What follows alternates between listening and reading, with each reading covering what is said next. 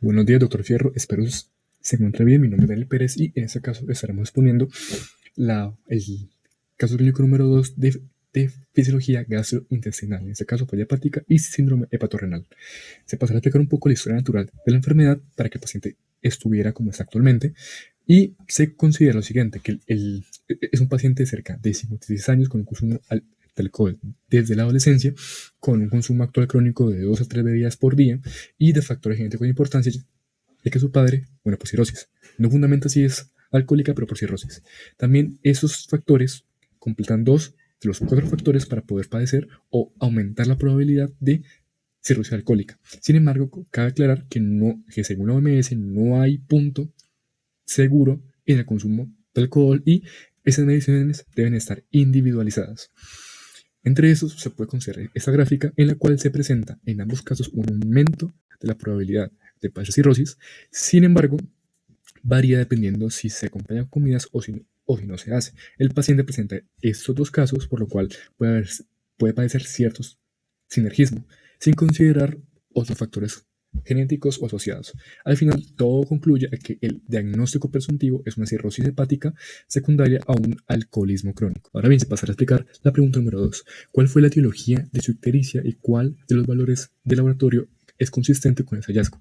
Básicamente, la ictericia se puede nombrar como una hiperbilirrubinemia secundaria a una falla hepática para poder eliminar este compuesto, que presenta su común de coloración amarilla tanto en la conjuntiva como en la piel, sobre todo las partes distales de los dedos o extremidades.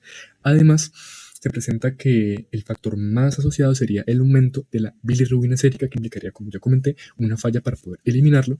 Sin embargo, hay otros factores que pueden dar cierto apoyo a este diagnóstico, entre ellos el nivel bajo de albúmina sérica, que a su vez genera o que es signo de una disfunción hepática al no poder metabolizar o producir esta proteína.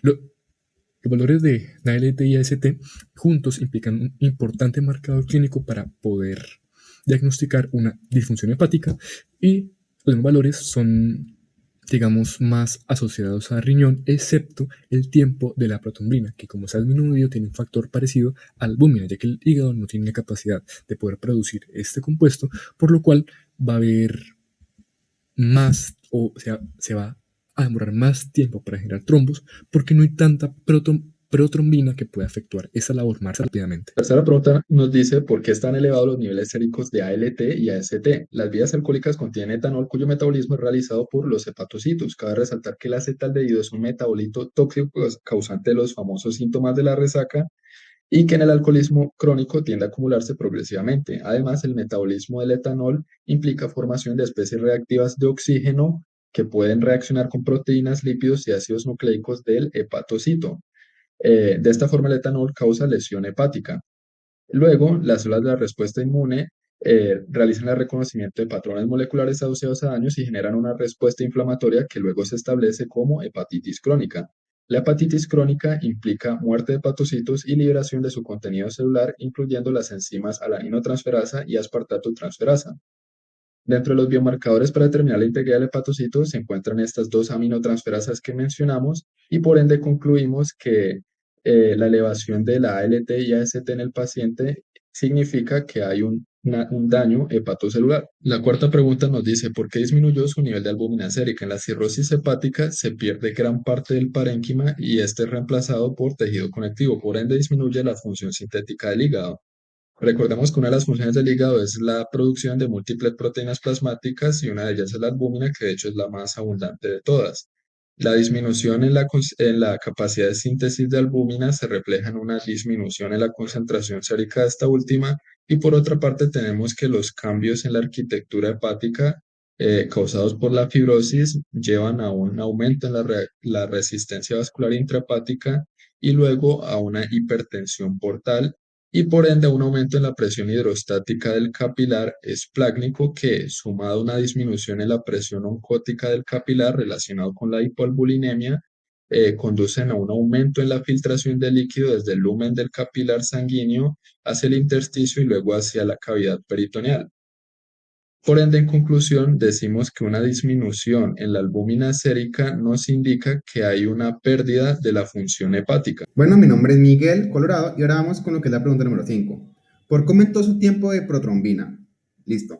Antes de contestar esta pregunta, debemos decir que el tiempo de protrombina, o TP, es un examen de sangre que mide el tiempo que tarda el plasma en coagularse, midiendo la función específica de un segmento del sistema de coagulación, el complejo protrombina. Ahora bien, este complejo protrombina, como podemos ver en la gráfica, está conformado por factores dependientes de la vitamina K y de otros factores de coagulación como es el 2, el 7, el 9 y el 10, los cuales son un grupo importante de proteínas reguladoras en la cascada de coagulación, junto a factores como el 8 y el factor de von Willebrand, los cuales en este caso no se verán implicados, pues tienen una procedencia distinta. Y aquí radica el problema, la procedencia de estos factores, pues su síntesis es hepática, por lo que daños hepáticos crónicos o cirrosis alteran a estas proteínas reguladoras, alterando no solo el tiempo de protrombina, sino también el de otros medidores clínicos, como es el tiempo de protromblastina, encargado también de evaluar la eficacia de la cascada de coagulación, pero de forma distinta. Ahora bien, en lo que es la pregunta número 6, tenemos: explique el color claro en las heces del paciente. Muy bien, debemos mencionar que el término médico para heces claras es hipocolia y puede tener una etiología muy variada. Sin embargo, este caso lo más probable es que se dé porque el paciente tiene una combinación entre atresia biliar e ictericia. Nunca se describe como tal el color de las heces del paciente, por lo que se estima que sea o bien un amarillo muy pálido o un café cocoa. Se estima que la ictericia del paciente sea secundaria a una atresia biliar ocasionada por la cirrosis, por lo que la bilirrubina proveniente del vaso o del mismo hígado que necesita de ser excretada no lo logras hacer de forma eficiente, ya que el conducto que lleva la bilis desde el hígado hacia el intestino delgado posiblemente esté afectado. El tono amarillento en la piel de los pacientes con ictericia se da por una eliminación inadecuada del metabolito, lo que genera una acumulación excesiva del mismo. Cuando hay un cúmulo de bilirrubina en el intestino delgado, bacterias de la flora intestinal la convierten en urobirinógeno, el cual es el encargado de pigmentar las heces de ese tono tan característico. En cambio, cuando hay una ausencia completa de bilirrubina o como tal de bilis, pues en las heces, estas se tornan de un color muy claro, más bien tirando a crema. Por eso, y como nunca se especifica en el caso clínico, se espera que la atresia no sea total, sino parcial, que genere un paso deficiente de bilis hacia el intestino, pero llena de bilirrubina, por el exceso de la misma, secundaria, como ya mencionamos, a la oclusión del conducto biliar. Entonces, recapitulando, los eritrocitos envejecen, van al vaso, generan bilirrubina, esta llega al hígado, luego intenta salir con la bilis, sin mucho éxito, pues el tráfico es deficiente. Empieza a acumularse la bilirrubina, genera ictericia, llena a la bilis de este metabolito, haciendo que lo poco que se excrete esté tan cargado que genere que el tono crema con el que saldrían las heces, en ausencia de bilis, se torne entre amarillo o café claro. Ok, entonces, antes de comenzar con la pregunta, definamos qué es la citis. La citis es la acumulación de líquido transudado procedente de los capilares hepáticos e intestinales en la cavidad peritoneal. Vamos a tener entonces que, independientemente del agente etiológico, pues en el mecanismo patogénico de la cirrosis hepática se va a producir una inflamación de la íntima endotelial. Esto me va a conducir a una éstasis en venas, pues a éstasis en venas centrales y sinusoides, que pues se puede llegar a extender a las vénulas portales, y la extensión a vénulas portales pues me va a conducir a una isquemia acinar. Ahora, estas alteraciones me van a conducir entonces a apoptosis, a fibrosis y a una atrofia e hiperplasia nodular regenerativa. Vamos a tener entonces que la cicatrización que acompaña a la cirrosis va a provocar entonces un aumento de la resistencia del flujo sanguíneo a través del hígado, lo que lleva entonces a un aumento de presión portal hepática, y el aumento entonces de la presión pues portal hepática me va a conducir a un incremento en la presión pues de los capilares esplácnicos. Ahora, las fuerzas de Starling favorecen de este modo a la filtración y extravasación de líquidos, y el resultado de absolutamente todo esto va a ser un edema abdominal, es decir, una acumulación de líquido en el intersticio que me puede progresar a una ascitis. Continuando con la pregunta número 8, pues vamos a tener que la cirrosis hepática va a condicionar un aumento de la resistencia vascular intrahepática, hipertensión portal e intensa vasodilatación esplácnica. La vasodilatación esplácnica va a llevar entonces a un secuestro de volumen circulante en esta área, lo que va a disminuir entonces el volumen arterial efectivo y va a causar pues por consiguiente hipotensión. Como mecanismo entonces homeostático para mantener la presión arterial se va a dar la activación del sistema renina-angiotensina-aldosterona, la hormona antidiurética y el sistema nervioso simpático. Todos estos sistemas entonces me van a inducir una vasoconstricción pues en territorios arteriales intestinales no esplácnicos, así como la retención urinaria de sodio y de agua, dando como resultado un aumento del volumen plasmático total. Sin embargo, pues parte de este volumen vuelve a ser secuestrado de nuevo en la circulación esplácnica, cerrándose así un círculo vicioso. Cuando la capacidad de los capilares esplácnicos se ve sobrepasada entonces por el acúmulo de líquido, parte de esta va a escapar al peritoneo, lo que entonces va a continuar perpetuando todo el trastorno hemodinámico. Mi nombre es Daniela Montenegro y vamos a seguir con la pregunta número 9 que dice, ¿por qué estaban elevados la creatinina sérica y el nitrógeno ureico en sangre y cuál es el significado de estos hallazgos? Bien, los niveles elevados de creatinina y nitrógeno ureico en sangre pueden reflejar la función hepática comprometida, que impacta en el metabolismo normal de esas sustancias y como si no fuera poco, en este tipo de pacientes es muy normal que una cirrosis hepática nos lleve a una disminución en la función renal.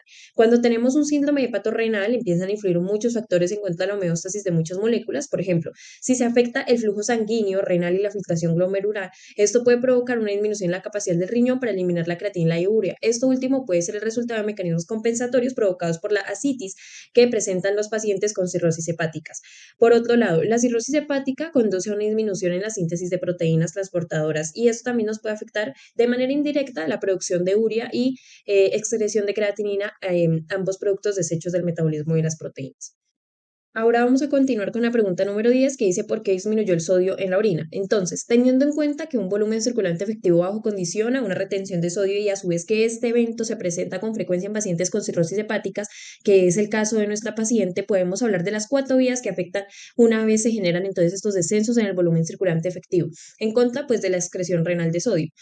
Bueno, en la primera vía que vemos en imagen, encontramos una detección por parte del riñón de la reducción del volumen circulante efectivo. Esto provoca una estimulación directa a la vía efectora hormonal que se conoce como el sistema renina-angiotensina-aldosterona. La segunda y la tercera vía efectoras son nerviosas. Cuando los vasoreceptores detectan descensos en este volumen, lo comunican a través de neuronas aferentes hasta el bulbo del tronco encefálico y de ahí parten dos respuestas. Una que es el aumento de la actividad simpática que terminará de alguna manera estimulando la reabsorción de sodio y la otra es por parte de la neurohipófisis que por medio de la secreción de la hormona antidiurética nos lleva al mismo resultado. Bueno, la cuarta y la última reduce la liberación del péptido natriurético auricular, disminuyendo de este modo la excreción también de sodio. Para responder la pregunta de cuál fue el propósito de la restricción de agua y administrar espironolactona, hay que tomar en cuenta que la aparición de ascitis en pacientes con cirrosis hepática es la consecuencia de un aumento de la presión portal asociada con alteraciones en la circulación esplácnica y función renal. En cuanto a la función renal, un aumento temprano de la reabsorción tubular renal de sodio y el posterior trastorno en la excreción de agua conducen a una alteración de la homeostasia del volumen del líquido extracelular, que resulta en una acumulación de líquido en la cavidad abdominal y en el tejido intersticial. Y como sucede en el caso, el tratamiento será la eliminación de sodio y agua administrando espironolactona y además restringiendo la ingesta de agua. El diurético espironolactona actúa en riñones ayudando a la eliminación de sodio y agua y constituye el eje central del tratamiento de la ascitis y su principal objetivo es bloquear los mecanismos retenedores de sodio renal y lo hace por antagonismo competitivo con la aldosterona por su receptor citoplasmático, impidiendo la síntesis de proteínas derivadas de la aldosterona y su posterior incorporación a la membrana celular en forma de canales de sodio y bombas sodio-potasio ATPasa. La espironolactona es bastante efectiva en situaciones en las que existe hiperaldosteronismo, como el caso de la cirrosis y la ascitis. Para explicar esta pregunta teniendo en cuenta la condición avanzada del paciente, hablaremos de qué pasa cronológicamente a nivel renal en pacientes cirróticos. Inicialmente, el primer trastorno es la disminución de la capacidad renal de excretar sodio. Sin embargo, cuando la enfermedad progresa, la retención renal de sodio se hace más intensa y los enfermos son incapaces de excretar el sodio ingerido en la dieta. Este se retiene junto al agua en proporciones isotónicas y se acumula en la cavidad peritoneal en forma de ascitis. La retención renal de sodio en la cirrosis es debida fundamentalmente a un aumento en la reabsorción tubular renal de este ion. Cuando la retención renal de sodio es intensa, entonces los pacientes cirróticos con ascitis presentan un hiperaldosteronismo y un aumento en la actividad nerviosa simpática. Y tiempo después, estos pacientes desarrollan una segunda alteración de la función renal que consiste en la disminución de la capacidad renal de excretar agua libre.